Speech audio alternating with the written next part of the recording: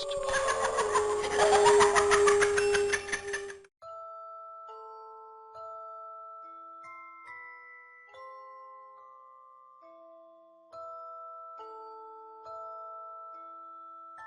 any city, in any country, go to any mental institution or halfway house you can get yourself to. When you reach the front desk, ask to visit with someone who calls herself the holder of song. You will then be guided to a long staircase that spirals higher than the building stands. At the stair's summit is a door. As you open the door, a sudden wave of heat will pour out from the hallway beyond it and wash over you. Proceed down the hallway. As you walk, the air around you will grow increasingly frigid.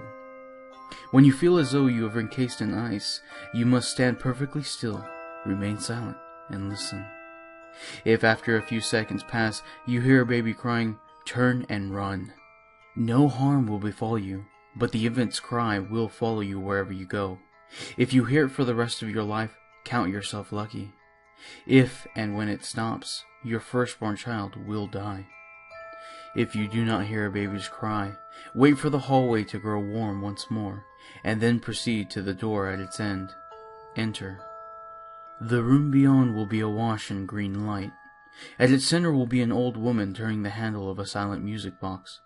Her legs have both been severed at the knees. When you speak to her, you must look her in the eyes. She hides a spear fashioned from the bones of her legs.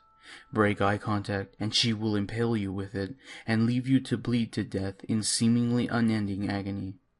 She will only respond to one question. What was the song they used to play?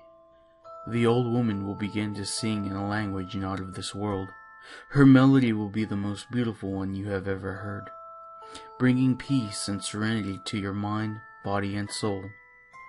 You will find yourself vividly imagining a band of carefree children playing and singing, innocent as can be. And within minutes, the scene will eventually take on a horrible, sinister turn. The children will begin to fight each other, and their conflict will quickly escalate to the most brutal, lethal violence you can conceive of. They will impale each other on wooden poles, disembowel each other with sharp rocks, and even rip flesh from bone with their bare hands. You will witness these children, now merely tattered doppelgangers of themselves, spreading death and destruction more horrific than you could ever imagine on your own. You will see a naked boy, drenched in blood, singing with delight as he runs through a hellish wasteland, pursued by unspeakable monsters. They will overtake him and utterly destroy him, the song still issuing forth from his shredded limbs all the while.